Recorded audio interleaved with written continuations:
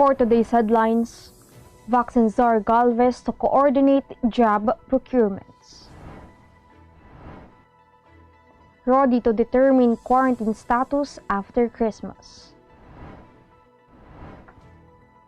Robredo Pacquiao among potential 2022 presidential bets. Roque GIF used in Thai news site tweet. Killer Cup video goes viral. Jimin's filter emerges top BTS solo song. Gaballo snatches WC interim title. Vicky exits bar.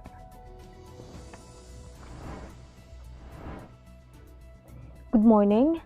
I'm Sunny Logos and you're watching Tribune News on Q.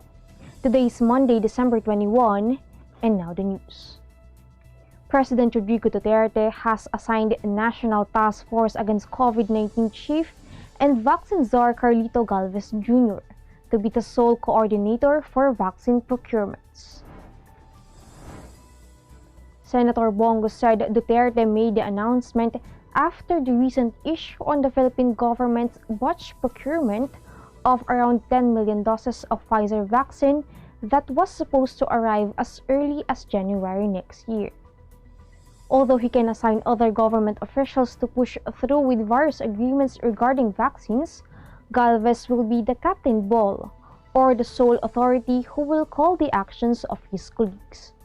Despite the apparent blame game among the cabinet officials, namely Foreign Affairs Secretary Teodoro Locsin and Health Secretary Francisco Duque III, who was the one apparently dropped the ball on the Pfizer deal for not processing the confidential disclosure agreement, Go urged the members of the executive department to coordinate with one another and stop pointing fingers.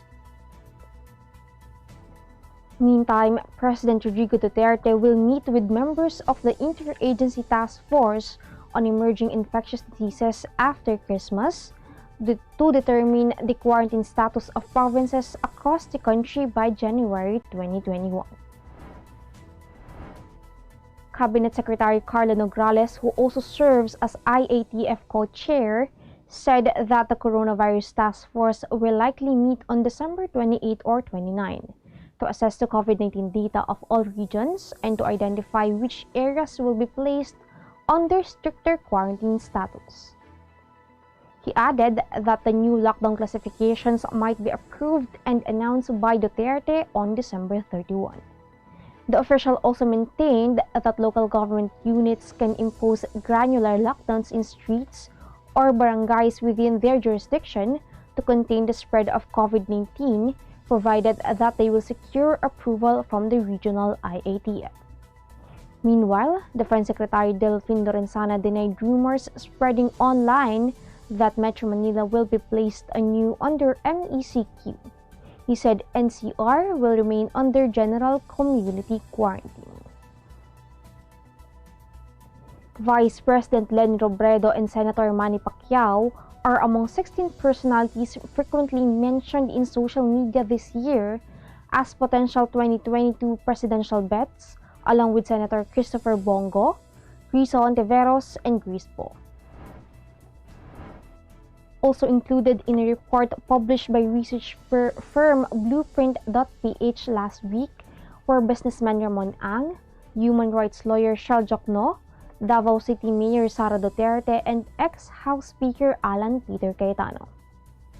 Senators Vicente Soto III and Pia Cayetano, Cavite Governor John Vic Remulla, former lawmakers Bongbong Marcos Jr. and Manny Villar, later Representative Lucy Torres Gomez, and Manila City Mayor Isko Moreno were also on the list, based on netizens' sentiments on Facebook. None of the 16 personalities cited have expressed intention to run for president in 2022. Tribune News on Q will be back after these reminders. Fiber is the free and secure way to connect with friends and family, anywhere. Send messages and make phone and video calls for free. Download Viber now. Araneta City, home to the country's first indoor shopping mall, the world's original Thrilla, and the first ever Bini Bini pageant. Now a place for your first win, your first catch, your first home, your first big break, your first date, and even your first love. Araneta City, the city of firsts. A Thai news website has used a graphics interchange format of presidential spokesperson Harry Roque to remind their audience to observe minimum health standards against the coronavirus disease. In a tweet Saturday evening, Thai Enquirer reminded its Twitter followers to wash their hands, wear masks, and observe physical distancing shortly after it reported that 548 COVID-19 cases were discovered in Samut Sakhon province. Attached to the tweet was Roque's GIF during one of his press briefings, where the necessary reminders were pasted on his podium. Roque in a statement said it is encouraging that foreign media noticed the government's communication campaign promoting health measures against COVID-19. Roque's GIF was taken from his June 30 press briefing, where he congratulated the public for supposedly beating a projection that the Philippines will record 40,000 coronavirus cases nationwide by the end of June. His remark drew flack. A shooting incident in Paniki, Tarlac went viral on Sunday after a police officer was caught on video gunning down two unarmed victims. The graphic video made rounds on social media and netizens were up in arms for the brutal crime committed by an active police. The suspect was identified as Junel Nuesca, 46, assigned in Parañaque City Crime Laboratory. Killed were Sonia Gregorio, 52, and Frank Anthony Gregorio, 25, both residents of Barangay Cabayawasan, Paniki, Tarlac. The shooting incident happened around 5:10 p.m. on Sunday. The video showed Nuesca, also a resident of the said barangay, engaged in a heated confrontation with the victims before drawing his handgun and shooting the two. Nuesca surrendered in Rosales Police Station in Pangasinan and was transported back in Paniki Police Station for further investigation.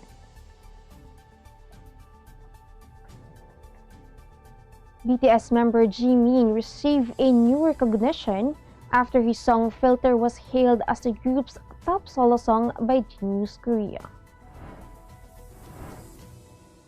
Jimin's song was the only solo track in a list of the top 5 songs of BTS released by Genius, which include the multi-awarded and chart-topping song Dynamite, On, Life Goes On, and Black Swan.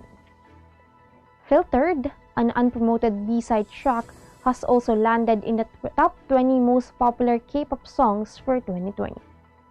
Genius is the world's biggest collection of lyrics and musicality. It provides the history of every track accessible on streaming platforms. We will be back. Stay with us.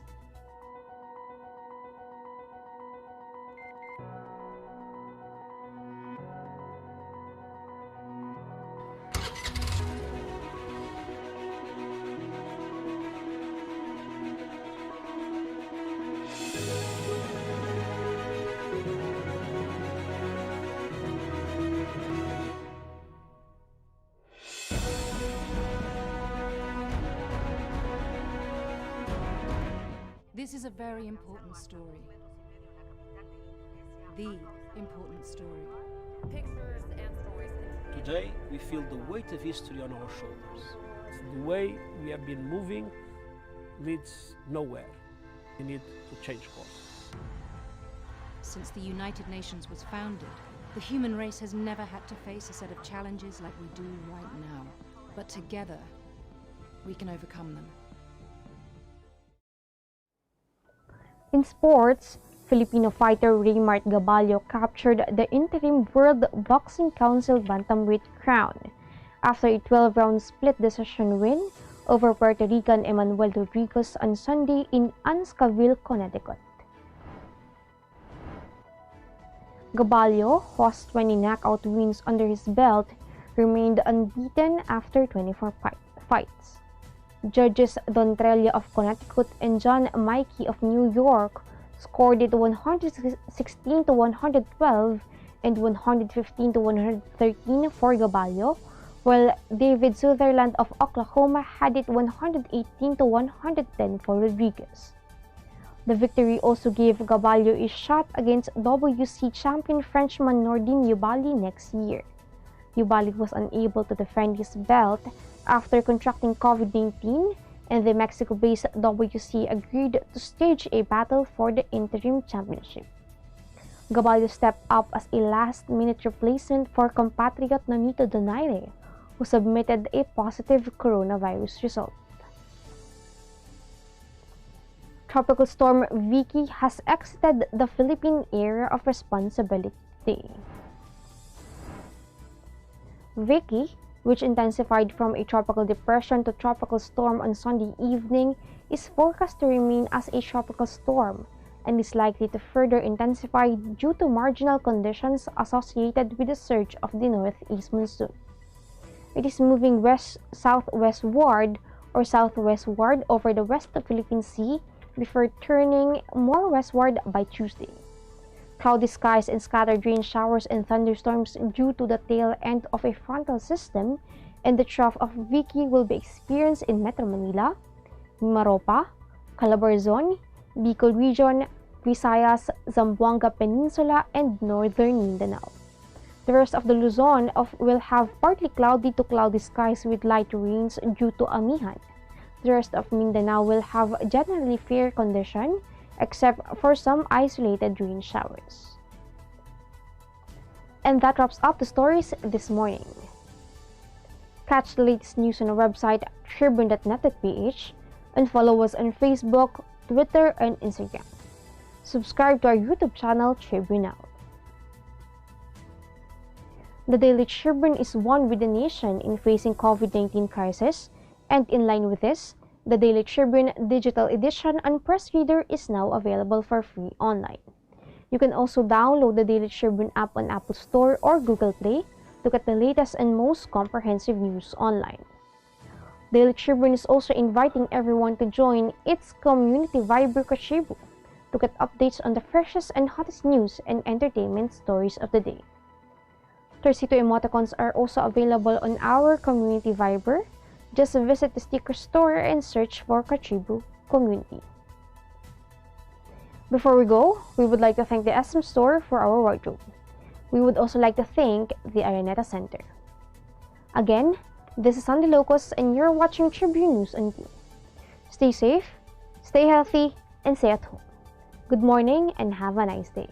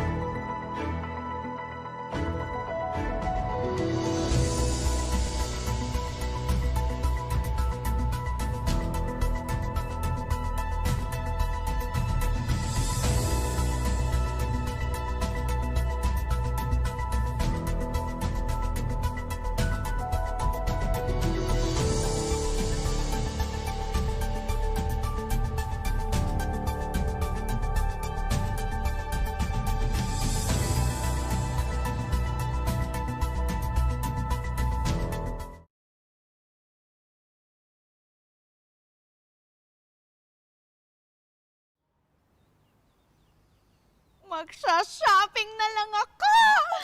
#143SM. Call to deliver. Hello, can you get the following? One pink chair, bed sheets, na pink yung sofa, tapos slides, size 8, pajamas na blue. Oh, don't forget my... #143SM. Call to deliver. Wait lang, okay ba yan? Anything at the SM store, ma'am. Call to deliver. Call. Kuya, pwede rin ba ako magpa-deliver sa ate ko sa Taguig, tapos sa friend ko sa Davao, tsaka sa fiancé ko sa Lipa? Okay ba yan? Kahit saan po, Pwede kami mag-deliver. Call to deliver.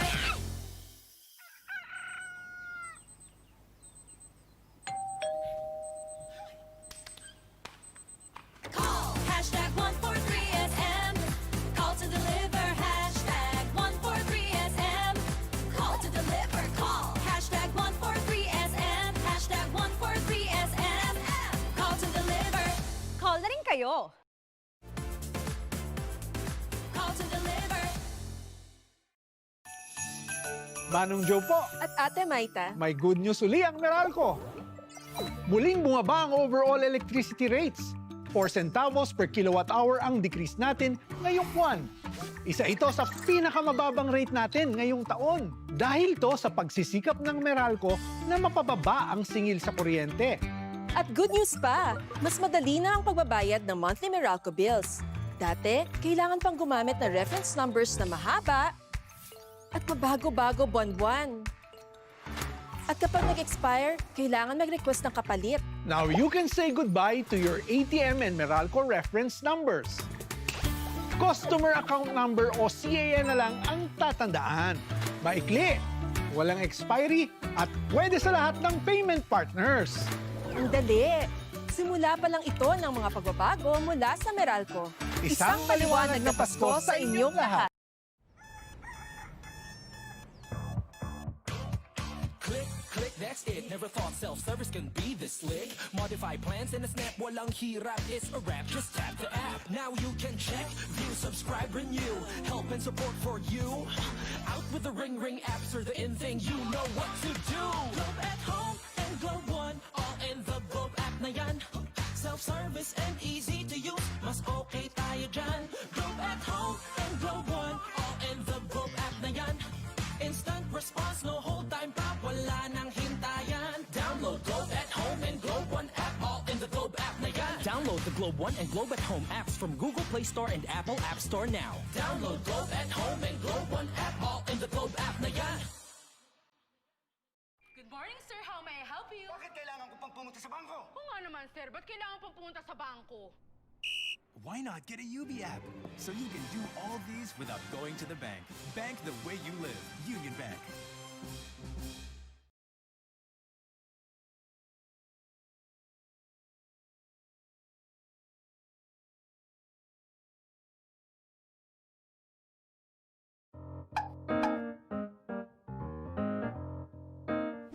Ang Philippine Offshore Gaming Operators o POGO ay isang legitimate business entity na nagbibigay serbisyo sa offshore gaming para lamang sa mga manlalarong nasa abroad sa pamamagitan ng internet.